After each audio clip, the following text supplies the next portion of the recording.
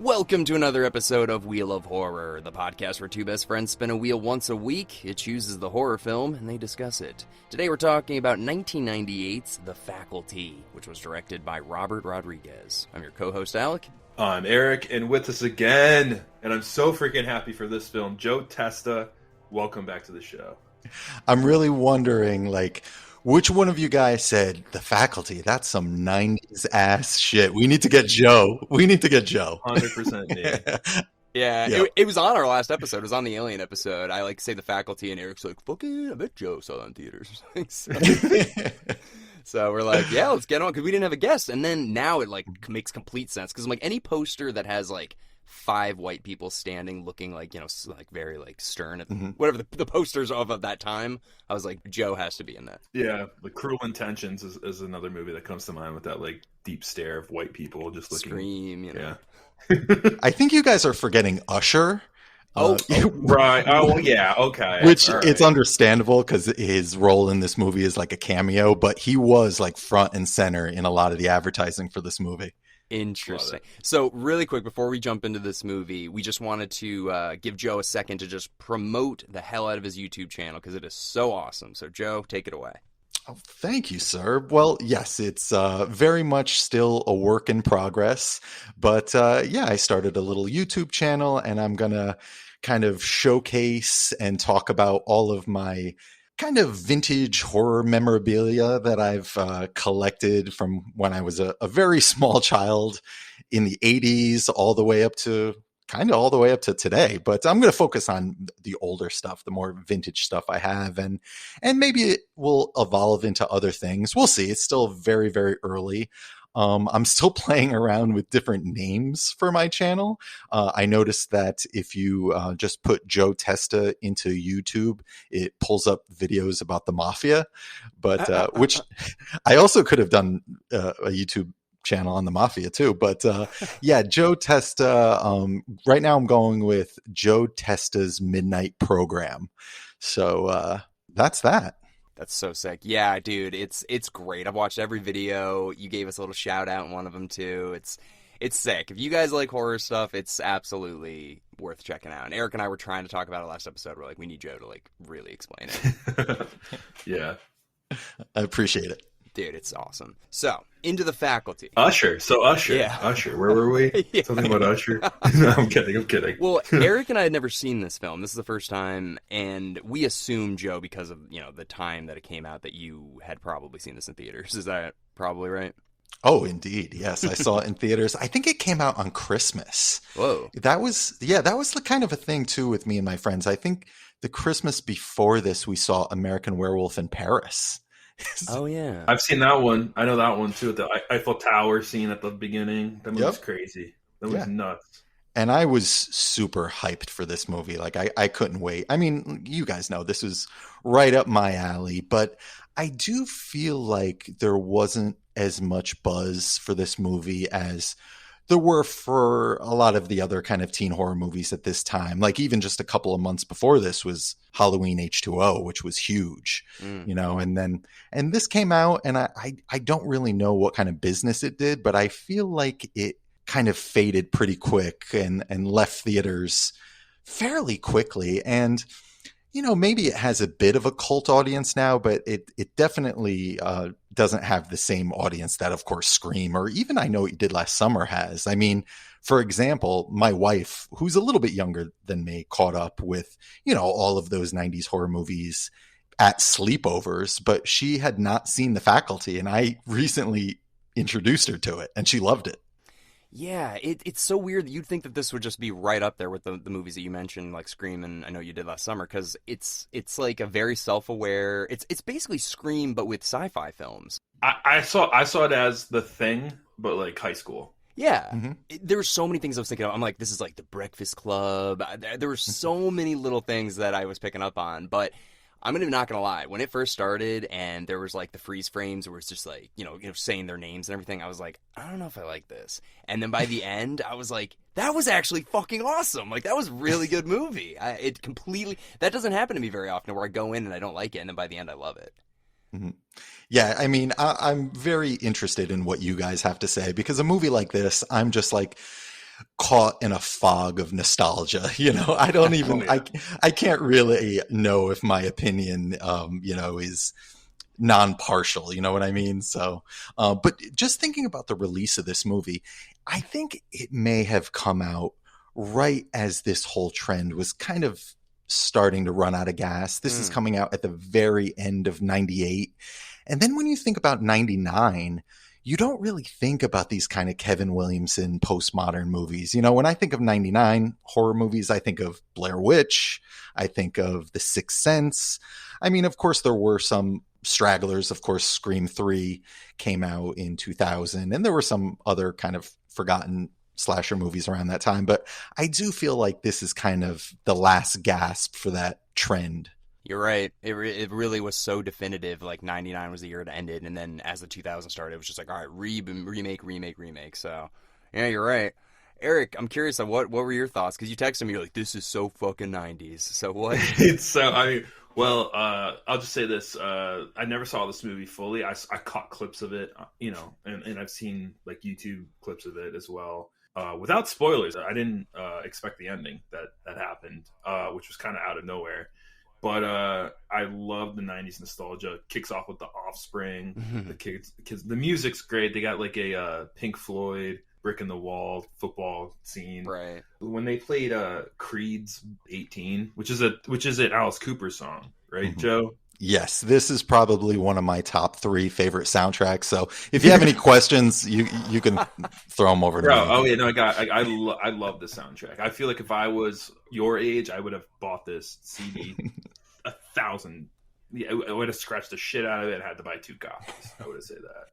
Yeah, so. This is all right up my alley. The Pink Floyd cover, Another Brick in the Wall Part 2, it's actually done by kind of a super band called Class of 99. It has Lane Staley from Alice in Chains on vocals, and it has Tom Morello from Rage Against the Machine on guitar, and there's some other members. I don't remember who they were, but yeah, that's my favorite track on the soundtrack. Okay, all right. I have a very specific question about that song then, because when I heard it in the beginning, another movie around this time had done that. And I think it was Time of the Season in something, but another movie opened up with a rendition of another song. And I was wondering, is like, would the Pink Floyd version have been too expensive, or do you think they actually wanted to go with a modern band doing a rendition of that song? Because the song is very specific to the film, I feel like. Yeah, I wouldn't be surprised if they wanted to just have a modern spin, because that's what this soundtrack mostly is. It's mostly contemporary bands of the time doing covers. Right. There's also there's a School's Out cover, I think Soul Asylum does. Creed does, Alice Cooper. There's a bunch. There's some original songs too. The Offspring song is original. Mm-hmm. Yeah. So, but Erik, did you like it? I mean, that was. Oh, I loved it. Yeah. I loved it. I mean, it was it's campy. Like you watch it and you're just like, oh my god. Like and like I said, the ending with the Mary Beth being the queen. I'm like, that's come on. Like she couldn't have attacked them at any other time during this movie, and she like was able to take the drug but not take the drug or whatever, like block her nose. Yeah, that was a little crazy, and it got weird. Like, there's a scene at the end too where they had like one last jump scare with Josh Hartnett just like jumping out of the cage, and I literally laughed. I was like, what was the point of that? Like, he's all bloody. Remember that scene at the end? Oh yeah, where Elijah Wood goes and sees like she's like, yeah, are you okay? She's like, I think I'm me, and then like Josh Hartnett just like if you watch it, it's ridiculous because he just like throws himself in the cage, like just like no. It's like, and he scares everyone. But 2 other things. Big pens, big year for big pens. Joe, I gotta ask you, in the 90s, like I don't remember anyone putting drugs in pens. Did that become a thing after this movie at all? Did people put drugs in pens, or was that like just this movie? What are they doing? Yeah, no, not that I know of. That doesn't bring back any memories. But I will say, I thought Josh Hartnett in this movie was just the coolest. I mean, yes. Like I want to bring back the t-shirt over the long sleeve t-shirt. Oh yeah. That's a big meme right now. It's like, we got to bring it back. It needs to come back. And my wife likes to remind me that I was still rocking that the year we met in 2015. And I'm kind of ashamed of myself that I stopped. I think you should just like quietly bring it back and wait till someone says something. I'm doing it. I might just do it too. So get the long white the white sleeve like extra baggy shirt. Yeah. and then the shirt on top of it. Mm-hmm. I used to do like a white thermal with like a graphic tee. Mm. Yeah, Josh Hartnett has like the lanky body to do that, though. You know what I mean? He's very tall. Oh no, he rocks it a lot better than I ever did. Well, I think that's one of the reasons why I like the movie so much was like, obviously they all had their archetype of their characters or whatever, but I thought the acting was actually pretty good from some people. Like Elijah Wood specifically, the woman who played, God, what the hell, like the goth chick, what was her name? Stokely. Yeah, I thought she did a great job. And then honestly, Josh Hartnett was just radiating Harrison Ford vibes to me for some reason, like a really young Harrison Ford. I thought it was really good. For this movie, great. I know, I was surprised. If you look at this cast, it's kind of stacked. I mean, a lot of people in just small parts, but like you got Jon Stewart as one of the teachers, Robert Patrick, who I always love. Perfect bad guy. Always was a perfect bad guy from Terminator. Yeah. And a lot of people just like recognizable people or, people that you remember from old movies are in this. Like one of the teachers is Carrie's mom. Yeah. Dude, Piper Laurie, well, she's in Twin Peaks too, so I'm obsessed. But, okay. But dude, I was convinced she was going to be the queen bee or whatever. I was like, it's definitely going to be her. But sorry. But yeah. Yeah, Jean Grey as like that like teacher hitting on Josh Hartnett. You had also Shooter McGavin from Happy Gilmore as like a cop or something. Dude, he's never not played an asshole. Sorry. I'm trying to think. I'm literally trying to prove you wrong right now, man. He was the dad in Leave It to Beaver, but he was still a hard ass in that too. Yeah, that's a great point. Flubber? He plays a good dick dad. Yeah. Like a hardo dad for sure. A lot of these casting choices feel very kind of Tarantino. And I always thought of Robert Rodriguez as kind of a more kind of a less art house version of Quentin Tarantino. Mm-hmm. And let me just say, like Robert Rodriguez at this time was probably my favorite director on the planet because of From Dusk Till Dawn. And I saw Desperado twice in theaters. I mean, so obviously his involvement and then Kevin Williamson. I mean, this movie was just like made for me. Yeah. Wow. I'm so happy the wheel picked this one to be on it. And, yeah, I had a feeling, Joe. I had a feeling. I had no idea because, like I said, I never saw this fully. Also, want to point out too, like Elijah Wood. I mean, I don't think there's any other movie that he'll be remembered for besides this one. Yeah, sure. I'm kidding. Oh, okay. No, he's Frodo, but yeah. I just want to know what he's doing to look exactly the same. Like he hasn't aged. He looks amazing. He hasn't aged at all. At all. Yeah. It's crazy. Yeah. Really quick, back to Robert Rodriguez. I just wanted to say there was a couple of things that I noticed, and I haven't seen this movie in a long time, so maybe I'm just making it up. But have you seen Planet Terror? Of course. That honestly, Grindhouse is probably my favorite theatrical experience of like the 2000s. Yeah, I saw it. I saw it in Plainville too, and I snuck in because I was too young, but it was awesome.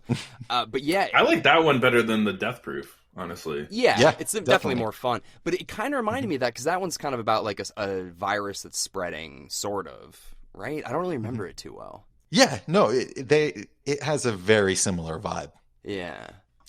No, I was thinking that another reason this movie might not have played as well when it was released is some people might have thought it was already released. Do you guys know about the movie Disturbing Behavior? No. So that came out either earlier I think it was earlier in 98, and it starred Katie Holmes and had a very similar 90s teen horror movie kind of vibe. And it was actually very similar in plot too. It was about students at a high school that are being brainwashed. So I wouldn't be surprised if that movie, maybe stole a little bit of the thunder from this movie. Although I saw that movie and it wasn't very good, but maybe it just turned people off to the whole concept of kids being kind of brainwashed in high school. Yeah, movies, they always come in pairs, it seems like. It's just like weird movies like that. Mm-hmm. You know, the thing that just right from the start too, that was kind of like weird to me, like, did you guys notice like everybody was really aggressive? Like all of like the extras and stuff like that, like they're fighting and pushing each other and stuff like that. What was that? I always took that as to show the contrast from before the aliens take over the school and after. But let me ask you guys this, because I always feel like, despite how many times I've seen this movie, I don't think it's 100% clear what the aliens do to you once they take you over. It's not like in Disturbing Behavior or The Stepford Wives where you're totally just kind of a blank, where you're just kind of a blank slate, it's just like they take all your personality. It's different in this, where like some people it kind of makes you sexy, and some people it just kind of like it takes away your inhibitions. I don't know. I always felt that it was always a little unclear to me. Yeah, my take is that it's literally these little things inside of you. That's what it was, because at the end, doesn't Elijah Wood, all these things just like pop out of his cheeks and stuff?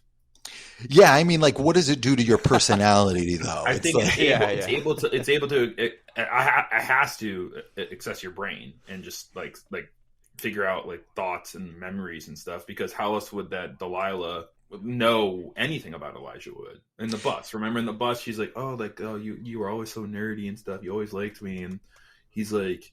It's like, right. How does this alien know that? They have to be able to read your brain and shit. Yeah, so it is like you are pretty much still you. You retain all your memories and everything. Delilah kind of embeds herself in the group during like the test scene. She's an alien that whole time, right? And it's impossible for them to tell. One for I guess it's like The Thing, right? That's exactly what I thought. I literally thought this movie is like you do The Thing. But it's high school and drugs and punks and football teams instead of like a team in the Arctic. So that was my take. Like, and also there's that head scene with that one lady. Remember the head? Mm-hmm. That's like straight out of The Thing. Yeah.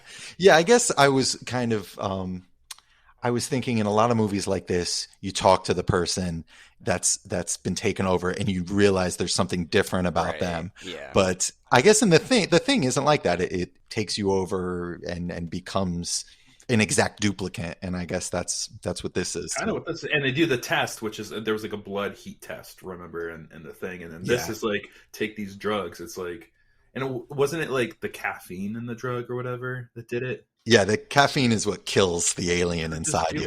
Snort coffee. And like, I just find it so funny that like it's like, hey, prove to me you're not a thing. It's like, well, if I prove to you, I'm gonna be fucked up if I do this. I know. Yeah. And like at the end, Elijah Wood's like, I'm telling you, dude, it's me right now. I like it's me. Yeah. Like, do it. It's like I'm gonna get really high and then I don't think I'm gonna live, but okay. Like that's what the ending is. Well, I just thought of something that they physically do that's weird after they get possessed or whatever, is they splash water on themselves. That's something that's like weird that like they would only do physically after they've been possessed or taken over or whatever. Yeah. Or drink at the water fountain or jump in the pool. Yeah.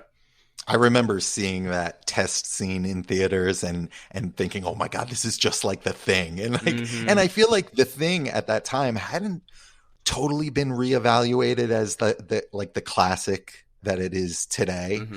So it probably at the time felt like, it wasn't a thing that a lot of people were referencing. Right. Well, it's an under the radar film, honestly, and that Rodriguez probably saw that as like, let's reinvent The Thing with high schoolers during the time of Scream and I Know What You Did Last Summer. It's a freaking great idea, honestly. Totally.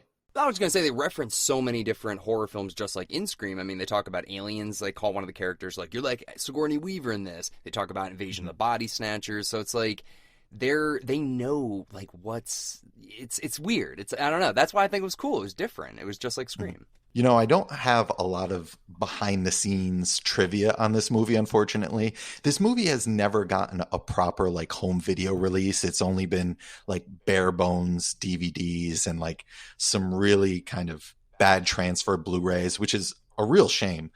But something I did find out somewhat recently is that this wasn't an original Kevin Williamson script, which I always thought it was. It was actually a script that was bouncing around Hollywood for years. And when the Weinsteins bought it, they wanted to sell it as like the new Kevin Williamson project, and they were actually going to let him direct it, but he ended up directing something else. But they kind of paid the original writers to just go away so they can sell this as, from the writer of Scream, his new, his new take on terror. That must happen so much with writers. And can you imagine, like, you're the guy that's like, I didn't get any credit for that. They paid me like $5,000, and now this is like, it's bullshit. And like, you probably sit there in your apartment and complain to your girlfriend. She's like, just stop yelling. Like, that's probably what happens a lot, Yeah, totally. Ugh. I will say though, I thought the special effects were not horrible. I really actually, for what it was in 1998, I think they did a really good job of cutting away quick enough before you could sit there and really pick it apart. Absolutely. And the budget was $15 million. And by this point, that CGI was kind of there. It definitely felt more like a Sci-Fi Channel movie than anything. But also, this movie made money. It made its money back and so it cost $15 million and it made $65 million almost. Oh, that's pretty good. Yeah, this did well for. I mean, honestly, Joe, you mentioned this was released on Christmas too. Mm-hmm. Like this is not the movie you see around that time, right? Yeah, seriously. Was it competing with Titanic too? No, it was a year later. Yeah, it was a year later. Titanic was 97. Okay, so Titanic released December 97. Mm-hmm. So American Werewolf in Paris was going up against Titanic. Oh, that movie. Yeah, I mean, I saw that movie, but yeah, I can only imagine. I was thinking of other movies that came out at this time. Oh, Stuart Little. Right? Wasn't that like late 98? I mean, like Mousetrap. I don't know. There's so many movies that came Mousetrap, out. yeah. Like, I don't know. I was just thinking about the Mouse movie, but I don't know. Yeah, that was late 90s. Yeah, I mean, Joe, but who was at the theater like for this sort of thing, like Christmas of 98, like a sci-fi film? Yeah, I don't remember it being an especially packed audience the way, like, I know you did last summer, or the Scream sequels, or Halloween H2O, I remember was a really rowdy crowd. I don't remember it being dead either, like something like Wishmaster. But yeah, I just feel like there wasn't a whole lot of buzz about this. At least that's my memory. Well, I guess, while I was watching this movie, I was kind of thinking, like when people watch movies from like the 40s and the 50s, even the 60s and stuff, they're just like, the acting's so bad, like the way people talk, it's just like, it seems so unnatural and stuff like that. You guys, like, have you heard that before? Mm-hmm. So I wonder, like, how far are we away from people watching this movie and thinking the same thing? Because some of the dialogue was like it seemed fake. It seemed like people wouldn't ever talk this way to each other and stuff like that. So I wonder if people are going to have the same feeling about like movies from the 80s, 90s, and 2000s, maybe in like 2040 as we do about movies from like the 40s and 50s now. Oh, I wouldn't be surprised if people now look back at some of Kevin Williamson's writing and cringe a little bit. I mean, look, I love the guy, but if you go back and watch like some Dawson's Creek episodes from this time, which I have done, I mean, it's a bit tough to watch. Yeah, I don't know if like at the time people were like, this is so revolutionary. And same as you, I really like Kevin Williamson, but specifically this film, some of the dialogue, I was just like, man, this feels like an old movie that like is just nobody would ever talk like this to each other nowadays. Yeah, I think it's just very of its time. I mean, do you feel similar about like Kevin Smith movies from around this time? Dude, yes. And recently too. Like there's certain lines where he says like, that you're making a broad generalization. He's like, I think I'm making a generalization about broads. And I was like, that seems like such like at the time when I saw it, I was like, oh, that's so clever. And now I'm like, I don't know. It seems like a kid who's like too smart for his own good. Saying, I don't know. It was weird. I don't like that I'm thinking this way now. Yeah, I mean, I still just try and remember the time when this was made and just kind of appreciate it. But I feel like the 90s in general, the writer was like king. Like everyone wanted to be that writer that kind of was in love with their own dialogue. Like everyone wanted to be Tarantino. And you look at Kevin Smith movies or Kevin Williamson movies, and these are probably the best examples. If you look back on a lot of other movies, there were so many kind of wannabes that tried to write like that, like something like Boondock Saints, like it just like it was just something about that time where these writers they just didn't know how to filter themselves, or they just had this very odd way of writing dialogue. Yeah. So real quick, guys, so I've been looking up, as you guys have talked, movies that came out around this time. Practical Magic. Yeah. The Waterboy. I saw that in theaters at this time. So That is what I saw instead of this. We have Meet Joe Black was another big movie that came out around this time. Mm-hmm. And then at the time of this, the Rugrats movie was out, so kids were seeing that. And then Disney Channel original movies are really big at that time. And I think, like you mentioned, I Still Know What You Did Last Summer came out the same month as The Faculty. Oh, Wow. From what it looks like, so that's a real like comparative movie, I guess, to go against. Yeah, we were there for that one too. And that one actually has a similar kind of, in my memory, and who knows if I'm right, but I feel like it was similar. Like, I don't remember the same kind of buzz for that one as for the first I Know What You Did Last Summer. I feel like maybe the general public was just kind of had their fill of this kind of flavor right about now. The teenage angst movies and horror, and like I'm kind of done. Like Scream definitely peaked, and then it kind of like, all right, let's milk this cow, and then like a year later, it was like, all right, we're done. Yeah, Scream 2, I Know What You Did Last Summer, Halloween H2O, and then it was kind of done. Mm. Yeah, I feel that.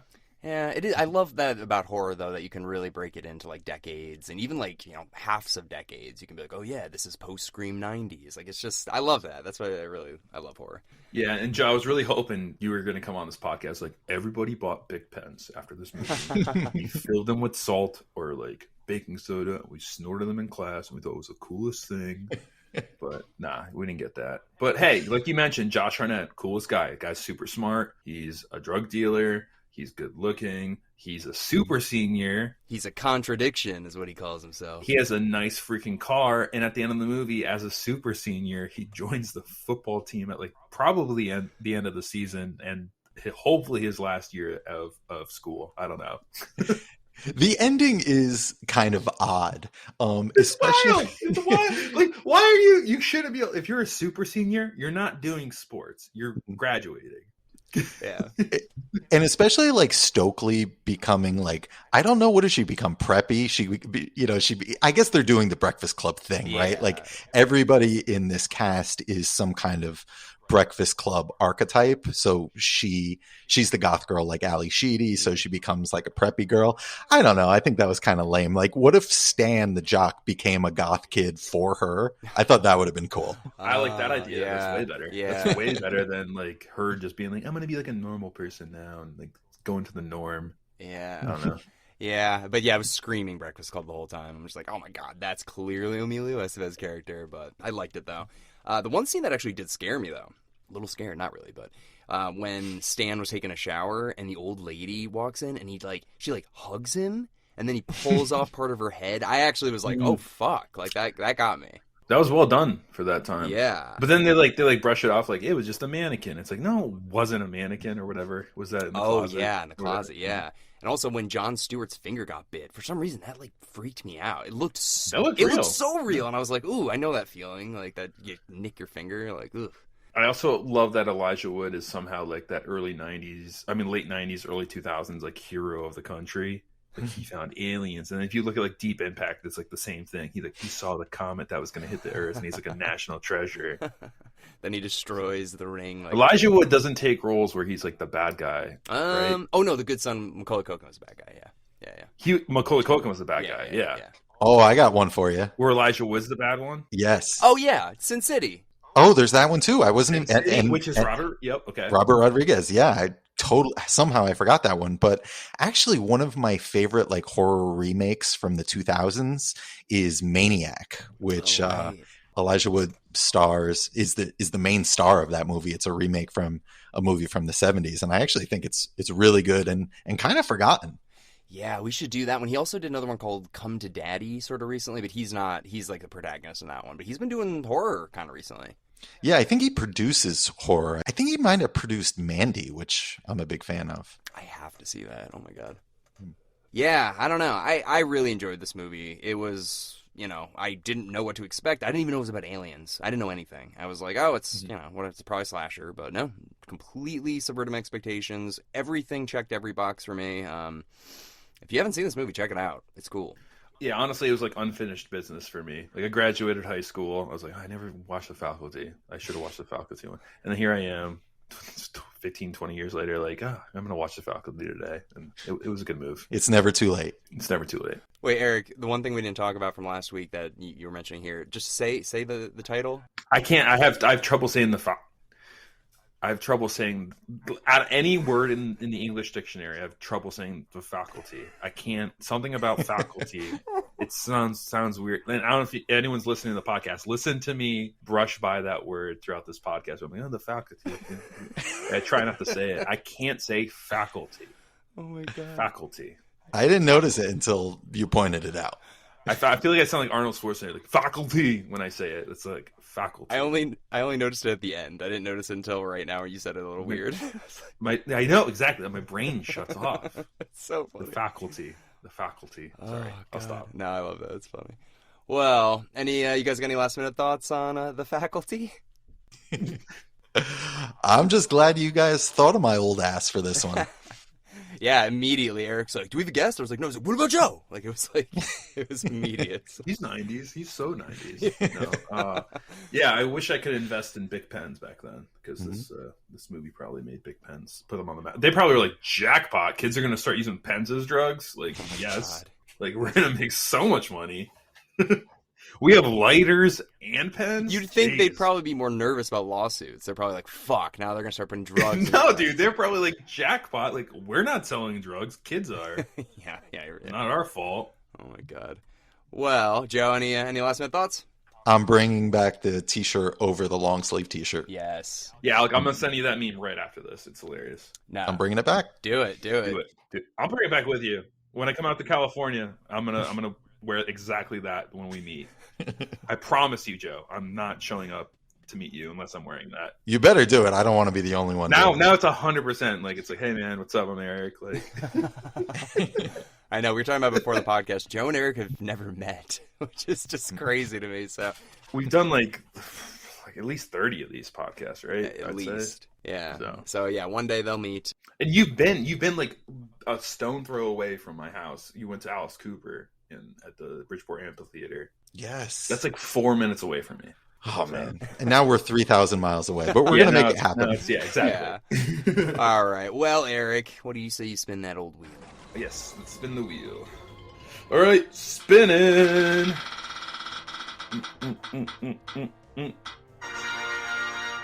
Fright Night. The new one. The remake. The 2011 one with McLovin. We'll see how that goes. Yes. I do not have fond memories of this, but Joe and we were talking about it earlier, and you said you still kind of... It won you over with time. Yeah, I saw this when it came out. Yeah, I was underwhelmed, I remember when I first saw it, but yeah, it's grown on me for sure. Yeah, I know. Maybe it will for me too. It's been literally... I saw it in theaters right when it came out. I haven't seen it since, so I'm excited. We'll give it another shot. Who knows? But thank you, everybody, for listening in today. If you haven't had a chance yet, we released our episode on something. I don't remember what it was. What did we release yesterday? Or the other day, Erik? What was that? Oh, Alien. We did our... Alien. Yeah, so check out Alien. And Joe, thank you very much for joining us today. And thank you for promoting your YouTube channel. So definitely go check that out. Thank you, guys. This is a lot of fun. Yeah, what is the name one more time, just in case anybody forgot?